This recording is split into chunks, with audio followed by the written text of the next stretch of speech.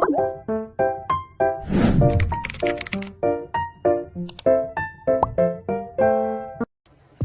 warahmatullahi wabarakatuh. Perkenalkan, nama saya Nur Aini, NIM 2115051, Prodi BKP 3B, Makul Fikih, dosen pengampu Muhammad Insan Jauhari, MPD. Di sini kami akan menyelesaikan tugas UTS dari Bapak dosen pengampu Muhammad Insan Jauhari, dan saya akan ditemani oleh rekan saya, dan kepada rekan saya persilakan untuk memperkenalkan dirinya. Baiklah, nama saya Desi Fetiana, NIM 2115053, Makul Fikih, kelas BKPI 3B, dosen pengampu Muhammad Insan Jauhari. Baiklah, untuk soal pertama yaitu ada 3 terma yang saling berhubungan dalam ilmu fikih, yaitu syariah, fikih, dan usul fikih. Jelaskan masing-masing tersebut dan bagaimanakah hubungan ketiganya. Jawabannya ialah syariah ialah ketetapan atau sebuah ketetapan dari Allah berupa perintah dan larangannya, contohnya seperti sholat, puasa, zakat, dan lain-lain. Kemudian fikih ialah paham atau pengertian, bisa diartikan ilmu yang bertugas menguraikan atau ilmu yang berusaha memahami hukum-hukum syariah dalam Al-Quran. Usul fikih ialah suatu ilmu yang berbicara tentang kaidah yang didapatkan yang digali dari syariat-syariat yang telah ditentukan. Untuk hubungan antar ketiganya itu menurut saya itu sangat saling berkaitan, karena syariah itu sebagai bahan atau dasar dalam menghasilkan fikih, sedangkan usul fikih merupakan suatu alat atau cara untuk menghasilkan produk fikih tersebut. Artinya ketiganya itu saling berkaitan. Baik, saya akan melanjut dari saudari Indah. Pertanyaannya adalah ada 3 terma yang saling berhubungan dalam ilmu fikih, yaitu syariah, fikih, dan usul fikih. Jelaskan masing-masing tersebut dan bagaimanakah hubungan ketiganya. Jawabannya, syariah adalah jalan ke sumber mata air, yakni jalan lurus yang harus diikuti oleh setiap muslim. Syariat merupakan jalan hidup muslim, ketetapan Allah, ya ketetapan Rasulnya, baik berupa larangan maupun berupa serupan, meliputi seluruh aspek dalam kehidupan manusia. Untuk selanjutnya, fikih adalah di dalam bahasa Arab perkataan fikih yang ditulis fikih, atau kadang-kadang fikih setelah diindonesiakan artinya paham atau pengertian. Kalau dihubungkan dengan ilmu, dalam hubungan ini dapat juga dirumuskan dengan ilmu fikih adalah ilmu yang bertugas menentukan dan menguraikan norma-norma hukum dasar. Untuk selanjutnya, usul fikih adalah kumpulan kaidah-kaidah yang menjelaskan kepada fikih ahli hukum Islam cara-cara mengeluarkan hukum-hukum dalil syarak. Untuk selanjutnya, hubungan antara syariah fikih diibaratkan syariah itu sebagai bahan atau dasar dalam menghasilkan fikih, sedangkan usul fikih merupakan suatu alat atau cara untuk menghasilkan produk fikih tersebut. Artinya ketiganya saling berkaitan. Baiklah, untuk soal nomor 2, di dunia Islam banyak muncul mazhab dalam fikih. Jelaskan beberapa mazhab tersebut dan jelaskan apa sajakah yang menyebabkan terjadinya perbedaan mazhab dalam fikih. Jawabannya ialah mazhab dalam fikih itu dibagi menjadi 4 macam. 1 mazhab Hanafi, 2 mazhab Maliki, 3 mazhab Syafi'i, yang keempat mazhab Hanbali. Mazhab Hanafi menggunakan dasar yang dipakai oleh mazhab Hanafi adalah Al-Quran, Sunnah, fatwa sahabat yang merupakan penyampai. Mazhab ini juga menggunakan qiyas sebagai dasarnya dan juga istinlad, yaitu qiyas yang berlawanan dengan nas. Imam Hanafi juga menggunakan ijma, yaitu kesepakatan para mujtahid mengenai suatu kasus hukum pada suatu masa tertentu. Kemudian mazhab Maliki ialah dikenal dengan mazhab ahli hadis. Bahkan Imam Malik telah mengutamakan perbuatan ahli Madinah dibanding hadis yang diriwayatkan oleh perorangan. Uniknya, dalam pemikiran beliau berbuat sesuatu yang bertentangan dengan perbuatan Rasul. Kemudian mazhab Syafi'i adalah tokoh utamanya Al-Imam Muhammad bin Idris Asy-Syafi'i Al-Quraisy.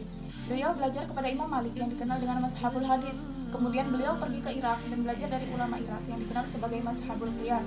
Kemudian mazhab Hanbali adalah menurut beliau hadis dhaif dapat dipergunakan untuk perbuatan-perbuatan yang afdal atau fadlail amal, bukan untuk menentukan hukum. Beliau tidak mengaku adanya ijma setelah sahabat karena ulama sangat banyak dan tersebar luas. Kemudian yang menyebabkan terjadinya perbedaan antar mazhab ialah pendapat atau mazhab, dikarenakan perbedaan persepsi dalam usul fikih dan fikih serta perbedaan interpretasi atau penafsiran mujtahid. Untuk selanjutnya, soal nomor 2, dunia Islam banyak munculnya mazhab dalam fikih. Jelaskan beberapa mazhab tersebut dan jelaskan apa sajakah yang menyebabkan terjadinya perbedaan mazhab dalam fikih. Jawabannya, mazhab dalam fikih ada 4 macam. Yang pertama, mazhab Hanafi. Dasar yang dipakai oleh mazhab Hanafi adalah Al-Quran, Sunnah, fatwa sahabat yang merupakan penyampai. Mazhab ini juga menggunakan qiyas sebagai dasarnya dan juga istilah yaitu qiyas yang berlawanan dengan nas. Imam Hanafi juga menggunakan ijma, yaitu kesepakatan para mujtahid mengenai suatu kasus hukum pada suatu masa tertentu. Untuk kedua, mazhab Maliki adalah dikenal dengan mazhab ahli hadis. Bahkan Imam Malik lelah mengutamakan perbuatan ahli Madinah dibandingkan hadis yang diriwayatkan oleh perorangan. Uniknya dalam pemikiran beliau berbuat sesuatu yang bertentangan dengan perbuatan Rasul. Untuk yang ketiga, mazhab Syafi'i adalah tokoh utamanya Al-Imam Muhammad bin Idris Asy-Syafi'i Al-Quraisy. Beliau belajar kepada Imam Malik yang dikenal dengan mazhabul hadis. Kemudian beliau pergi ke Irak dan belajar dari ulama Irak yang dikenal sebagai mazhabul qiyas. Untuk yang keempat, mazhab Hambali adalah menurut beliau hadis dalil dapat dipergunakan untuk perbuatan yang afdal atau lailul amal, bukan untuk menentukan hukum-hukum. Beliau tidak mengaku adanya ijma setelah sahabat karena ulama sangat banyak dan tersebut luas. Sebab-sebab terjadinya perbedaan pendapat mazhab dikarenakan perbedaan persepsi dalam usul fikih dan fikih serta perbedaan interpretasi dan penafsiran mujtahid. Contoh salat qasar, zuhur dan asar. Untuk saudari Indah saya persilakan. Bismillahirrahmanirrahim. Usalli fardhu syukur alaihi wassalatu lillahi ta'ala. Allahu akbar.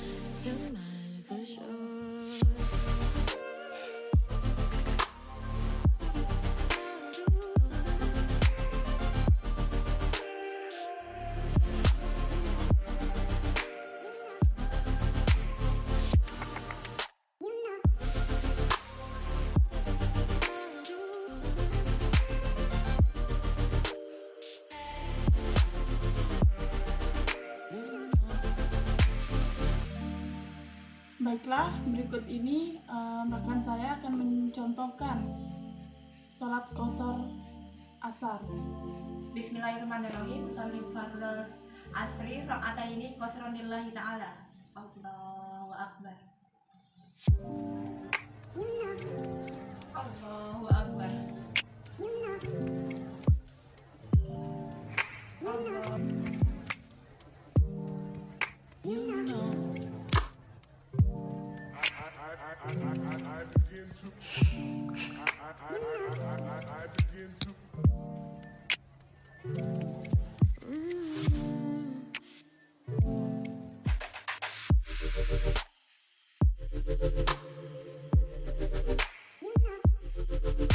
Soal nomor 4, buatlah ilustrasi proses pembayaran zakat fitrah dan zakat mal, emas, pertanian, profesi beserta penyelesaiannya. Untuk jawabannya, untuk zakat pertanian, hasil panen padi 10 ton sama dengan 10.000 kg melebihi nisab.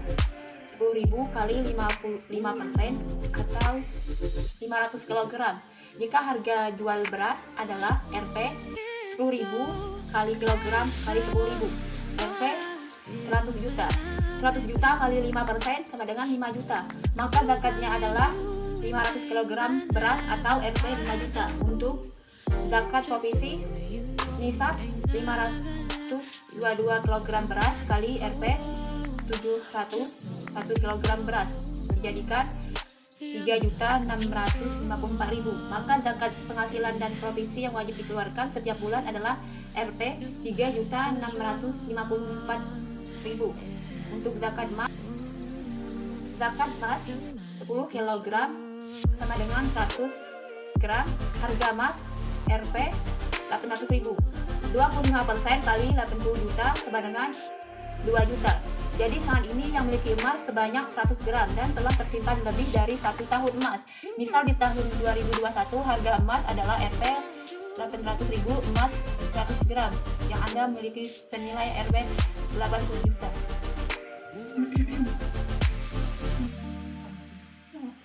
Baiklah, untuk nomor 4, buatkan ilustrasi proses pembayaran zakat fitrah dan zakat mal berupa emas, pertanian, profesi, beserta penyelesaiannya. Contoh dari zakat pertanian ialah seorang petani berhasil memanen padi sebanyak 1 ton atau setara dengan 1.000 kilo dengan jenis bunga gram. Maka berapa zakat yang harus dikeluarkan oleh petani tersebut? Jawaban: 1 ton itu sama dengan 1.000 kg. Hasil panen 1 ton sama dengan 1.000 kg. Zakat pertanian pengairan sama dengan 5%. Jadi 1.000 dikali 5% sama dengan 50 kg. Untuk harga jual beras itu sendiri 10.000, dan jika membayar dengan cara diuangkan ialah 1.000 kg dikali 10.000. 10.000 itu dari harga berasnya itu sendiri sama dengan 10 juta. Kemudian 10 juta itu dikalikan dengan 5% sama dengan 500.000. Jadi jika dituangkan zakat fitrahnya ini ialah 500.000 rupiah. Kemudian yang contoh yang kedua adalah zakat emas. Zakat emas contohnya ialah seseorang memiliki 5 kg emas, maka berapakah zakat yang harus dibayarkan oleh seseorang tersebut dengan harga per gram dari emas tersebut ialah 500.000. Jawabannya ialah 5 kg emas itu sama dengan 5.000 gram. Harga emas sama dengan 500.000 per gram. 5.000 kg dikali 500.000. Jadi zakat yang harus dibayarkan oleh seseorang ini ialah 63.500.000. Untuk zakat profesi, contohnya ialah Randy mendapatkan gaji per bulan sebesar 20 juta, maka berapakah zakat yang harus dikeluarkan oleh Randy tersebut? Jawab, gaji 20 juta per bulan dikalikan 12 bulan sama dengan 240 juta, kemudian dikalikan dengan 2,5% sama dengan 6 juta. Jadi zakat yang harus dibayarkan oleh saudara Randy adalah 6 juta. Bismillahirrahmanirrahim. Saya mengenal sudah habis lagi pada bulan.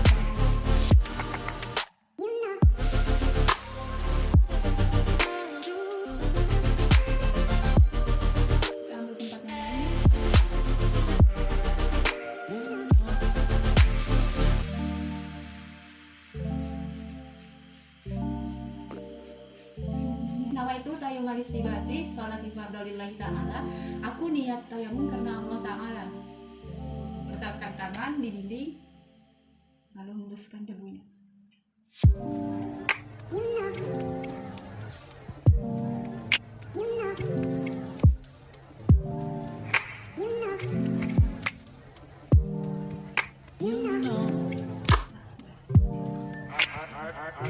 I begin to